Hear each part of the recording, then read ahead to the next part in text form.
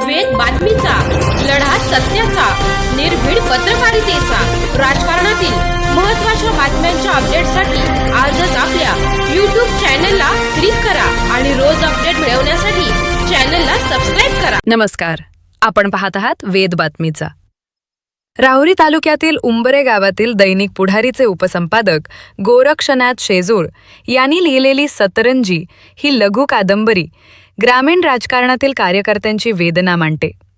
नेत्याच्या मागे पिढ्यानपिढ्या सतरंजी उचलणारा कार्यकर्ता निवडणुकीत मात्र डावलला जातो. अखेर तो बंड करतो. हाच संघर्ष सतरंजीत प्रभावीपणे उलगडतो. या पुस्तकाच्या निमित्ताने लेखक गोरक्षनाथ शेजूळ यांच्याशी संवाद साधलाय वेद बातमीचे संपादक राजेंद्र उंडे यांनी. ही खास मुलाखत आपण पाहणार आहोत. नमस्कार, वेद बातमीचा मध्ये आपलं सर्वांचं स्वागत. मी राजेंद्र उंडे, लेखक आपल्या भेटीला या संदर्भात आपण आज दैनिक पुढारीचे उपसंपादक गोरक्षनाथ शेजूळ साहेब यांची आपण आज मुलाखत घेणार आहोत. आपण नमस्कार. आपण सतरंजी हे लघु कादंबरिका ही आज प्रकाशन केलेलं आहे. यापूर्वी लेखक होण्यापूर्वी आपण एक पत्रकार क्षेत्रात आहेत, तर आपण पत्रकार क्षेत्रात कसे आहात? सर्वप्रथम नमस्कार. पत्रकारिता क्षेत्रात मी साधारणतः 2011 मध्ये एंट्री केली आणि त्या एंट्रीच्या पाठीमागं सांगायचं झालं तर पत्रकारितेची एक आवड तयार झाली आणि त्या माध्यमातून समाजातील घडामोडी असतील किंवा इतर काही घटना असतील ती मांडण्याची इच्छा होती आणि ती मांडायची कुठं तर मला माध्यम वृत्तपत्र यात मला संधी मिळाली आणि त्यातून पुढे माझा वृत्तपत्र क्षेत्रात प्रवास सुरू झाला. त्यानंतर आपण ही सतरंजी म्हणजे नेमकं काय? आता इंटरेस्टिंग प्रश्न आहे. सतरंजी ही मुळात काल्पनिक कथा आहे आणि जरी काल्पनिक असली तरी ती कुठं ना कुठंतरी प्रत्येकाच्या आयुष्यात किंवा काही ठराविक कार्यकर्त्यांच्या आयुष्यात कुठंतरी ती टच करून जाते, हलकासा स्पर्श करून जाते. मग त्यात एक 3 पात्र आपण दाखवलेले आहेत. का रघुनाथ जो आहे का तो निष्ठावंत आहे आणि राजकारणात आपल्याला माहिती आहे की निष्ठेला काय किंमत आहे ती. त्याच्यामुळे ते यात मी मांडण्याचा प्रयत्न केला आहे. का रघुनाथ आपल्या नेत्यासाठी काय काय करतो, किती त्याग करतो. प्रसंगी तो स्वतःच्या अंगावर आपल्या नेत्यासाठी गुन्हे दाखल त्याच्यावर होतात. त्यानंतर त्याच्या शेतीकडे दुर्लक्ष होतं. म्हणजे खूप त्याची हानी होती त्याच्यात, असं दाखवलंय मी ते. आणि त्याच्या मोबदल्यात त्याला काय मिळतं, जो नेत्यासाठी आपलं आयुष्य देतो, वेळ देतो, म्हणजे जे आपल्या उमेदीचं वय असतं तो साहेबांसाठी घालतो. म्हणजे अगदी सतरंजी उचलण्यापासून तर तो साहेबांचे जे बाकीचे जे कामं आहेत, बाकीचे म्हणजे निवडणुकीचे जे काम आहेत ते सर्व तो हाताळत होता. यातून त्याला कशा प्रकारे संघर्ष करावा लागला, म्हणजे नेत्यांच्या निष्ठेचं त्याला कसं फळ मिळालं ते याच्यात आपण मांडलंय. म्हणजे त्यात अनेक घटना आहेत त्याच्यात की त्याचं शैक्षणिक नुकसान कसं झालं, त्याचं प्रापंचिक नुकसान कसं झालं, त्यानंतर ते जे गुन्हे झाले त्याचे राजकीय नेत्यांच्यासाठी त्याने जे त्याग केला तो किंवा जे गुन्हे दाखल झाले त्याची, तर त्याच्यामुळे त्याचे परिणाम इतके त्याला ते दूरगामी परिणाम का त्याच्या कुटुंबावर झाले. मग त्याचा मुलगा आहे दुसरा आपण तो दाखवला अशोक, का त्याने आयुष्यात काय पाहिलं. एका वडील एका नेत्याच्या घरी किंवा त्याच्या दावणीला पाणी भरताना आपण जे म्हणतो का त्या अक्षरशः त्या पद्धतीने त्या मुलावर पण परिणाम होत गेले अशोकवर. त्याने कसा संघर्ष केला का त्याला ही नोकरी नाही काय नाही. त्याला म्हणजे रघुनाथला वाटलं होतं त्यावेळेला का चला आपला नाही कुठं उद्धार झाला किंवा आपल्याला कुठं नाही न्याय मिळाला, मात्र आपल्या मुलाला तरी न्याय मिळेल म्हणून तो शेवटपर्यंत आपल्या नेत्याशी प्रामाणिक राहिला. मात्र अशोकलाही तेच आलं त्याच्या नशिबी का जे रघुनाथचे आलं. आणि ज्यावेळेस ती तिसरी पिढी म्हणजे अशोकचा मुलगा मनोज का जो कुठंतरी आपल्याला कथा वाचताना थोडी अतिशयोक्ती वाटेल, मात्र ती मांडण्याचा उद्देशच माझा असा होता मुळात का कुठंतरी कार्यकर्त्यांनी आता सतरंजा उचलायचं थांबवलं पाहिजे. कारण आपल्या 2 पिढ्या गेल्यात त्याच्यात. हा. आणि लाभाचे पद कुठं का ते नेत्यांच्या बगलबच्च्यांकडे असतात किंवा कुठंतरी आपण जे सोयरे धायरे पॅटर्न आपण जो म्हणतो स्वतः राजकारण जे आपल्याकडे नगरमध्ये आहे, मुळात परत एकदा सांगतो ही कथा काल्पनिक आहे. हा. आणि मग ते कुठंतरी ते तिथं स्पर्श करून जातं हलकासं का, म्हणजे त्यागाच्या वेळेस कार्यकर्ता असतो रघुनाथ सारखा, अशोक सारखा.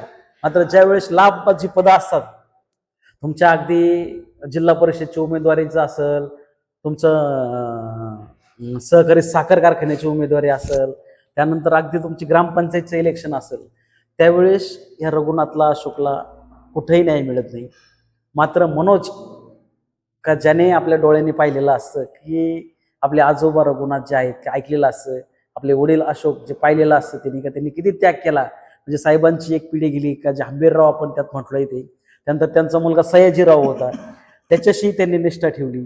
त्यानंतर 3री पिढी आली युवराज का जो मनोजचा समवयस होता तो, का त्याच्याही म्हणजे रघुनाथची 3री पिढी आणि साहेबांची 3री पिढी, म्हणजे जे तफावत आहे का एकीकडं सत्ता बलाढ्य होत गेली आणि एकीकडं कार्यकर्ता मात्र कमकुवत होत गेला, हे याच्यातून मांडले आपण. आणि त्यात मनोजनी ज्या पद्धतीने आपल्या बुद्धी कौशल्याचा वापर केला का जे खरोखर का जे कार्यकर्ते आपण जे म्हणतो का नेत्यांच्या प्रवाहात वाहून जातात, आश्वासनात वाहून जातात, पाठीवर एक थाप टाकली तरी जो माणूस जो कार्यकर्ता जो त्याच्यात म्हणजे कुठल्याही घराची काळजी न करता, आपल्या प्रपंचाची काळजी न करता, वेळेची काळजी न करता तो त्यात वाहून जातो. म्हणजे दिवस रात्र तो फक्त नेत्यांकडे जातो, परंतु त्याच्या मोबदल्यात बहुतांश नेते, काही अपवाद आहेत त्याला, काही खरोखर नेते कार्यकर्त्यांना जपतही असतील किंवा जपतातही. मात्र ह्या कथेतील जो नेता आहे का तो मात्र कार्यकर्त्याला वाऱ्यावर सोडतो. तो प्रत्येक वेळेला आपल्या जवळच्या लोकांना, आपल्या नातेवाईकांना किंवा अशा जवळच्याच लोकांना जवळ करतो. आणि हा मनोज मात्र लांब राहत असतो. मनोज जागा होतो या अर्थाने की त्याला कळतं का अरे कार्यकर्ता हा फक्त वापरला जातोय आणि मी जरी कार्यकर्ता असलो तरी माझा वापर मी होऊ देणार नाही. आणि मग त्या पद्धतीने तो साहेबांचं जे नेत्यांचे जे त्याला स्ट्रॅटेजी सगळी माहिती असते त्याला, आणि मग त्या माध्यमातून तो कसा गाव एकत्र करतो, गावातून तो उठाव सुरू करतो. त्यानंतर तो खूप इंटरेस्टिंग पुढं एक पार्ट आहे तो जिल्हा परिषदला तो उमेदवारी कशी मिळवतो. म्हणजे खरा राजकीय मुत्सद्दीपणा जो असतो तो कार्यकर्त्याच्या मुलामध्ये असतो, हे त्यानं ते दाखवून दिले. फक्त त्याला संधी मिळत नाही आणि संधी कधी मिळत नसते, ती खिचून आणावं लागते. हे यात मनोजने दाखवलंय. तो आमदारकीपर्यंतची कशी मजल मारतो तेही यात दाखवलंय की म्हणजे तो जो ग्रामपंचायतचं, जिल्हा परिषद आणि आमदारकी का हे 3 स्टेज जे आहेत त्या तो खूप चांगल्या पद्धतीने आणि आजच्या समीकरणाला जुळून अशा पद्धतीने तो आमदारकीपर्यंत पोहोचतो. आणि याचा शेवट असा आहे की याचा समारोप करताना तो देखील जरा असंच केलाय की मनोजला ज्या वेळेला तो आमदार होतो, कार्यकर्ता ते आमदार, मात्र आपण जे म्हणतो खुर्चीची जी ऊब असते ती म्हणजे ती शोषण करता तयार करते. ती जोपर्यंत कार्यकर्ता असतो तोपर्यंत न्यायाची अपेक्षा असते, परंतु ज्या वेळेस तो खुर्चीवर बसतो त्यावेळेस त्याच्याकडून पण न कळत कार्यकर्त्यावर अन्याय चालू होतो. तोही तोच करतो पॅटर्न का जो त्याच्यासोबत केलाय त्याच्याकडूनही अनेक रघुनाथ, अनेक अशोकवर अन्याय होतो. आणि शेवटच्या 4 ओळीत असाच एक मनोज परत तयार होतो का जो सतरंजा, त्याच्या आई वडिलांनी सतरंजा उचललेल्या असतात, आजोबांनी सतरंजा उचललेली असते आणि त्याच्यावर पण ह्याच्याकडून मनोजकडून अन्याय झालेला असतो. आणि तो सतरंजी उचलायला म्हणजे तो बंड करतो आणि तो पुन्हा मनोजला खाली खेचतो. म्हणजे ही सतरंजी कार्यकर्त्याच्या नशिबात कायम आहे. कार्यकर्ता कुठलाही असो, सत्तेत जाणारा असो किंवा खाली अन्यायग्रस्त असो, त्याला सतरंजीच आहे. तो बिचारायला त्या सतरंजीशिवाय त्याला पर्याय नसतो. फक्त आता आपला उद्देश हाच आहे का मनोज जो खुर्चीवरला आहे त्याच्याकडे न पाहता जो सतरंजीवरून जो खुर्चीपर्यंत गेलाय त्या प्रत्येक गावोगावचा कार्यकर्ता, प्रत्येक तालुक्यातला कार्यकर्ता, तर त्याने आपला वेळ वाया न घालवता त्यांनी आपल्या निष्ठेचं फळ मागितलं पाहिजे. आपण जो साहेबांसाठी आपण जो त्याग केलाय, आपल्या वाडवडिलांनी, आपल्या 2 पिढ्यांनी त्याग केलाय, त्याची साहेबांना आठवण करून दिली पाहिजे. जर साहेब आपलं काही काम करत असतील तर आपण निश्चित निष्ठा जपली पाहिजे ह्या मताचा आहे. आपण नेत्याशी प्रामाणिक राहिलंच पाहिजे. मात्र निष्ठा फक्त जर कार्यकर्त्यांनीच जपायची असेल नेत्यानेही प्रामाणिकपणे तर राहिलं पाहिजे. तर त्याला उपयोग नाही. त्यासाठी कार्यकर्त्यांना एक आव्हान करणारी, कार्यकर्त्यांना थोडंसं जागा करणारी ही छोटीशी कादंबरी आहे.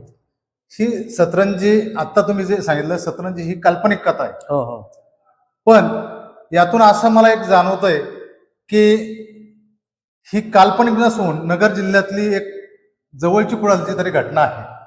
नाही याबाबत आपण काय सांगाल? नाही नाही नाही, तसं काही नाही. मी त्यात एक प्रस्तावनेत एक वाक्य लिहिलं का जर कोणाला असं वाटलं का आपल्या जवळचं तो योगायोग, समजा तो योगायोग असू शकतो, बाकी म्हणजे हे कोणाच्या नेत्याविरोधात पण नाही, कोणाच्या जवळपास ही मिळती जुळती घटना आहे, नाही. आता कदाचित तुमच्या चष्म्यातून तुम्हाला ते जाणवलं असेल किंवा दिसलं असेल तुम्हाला. म्हणून तर म्हणलं ना, मग मिळती जुळती घटना आहे, पण आता त्यांनी अंगावर नाही ओढलं म्हणजे बस एवढंच. कुठली- कुठली घटना तुम्हाला अशी मिळते?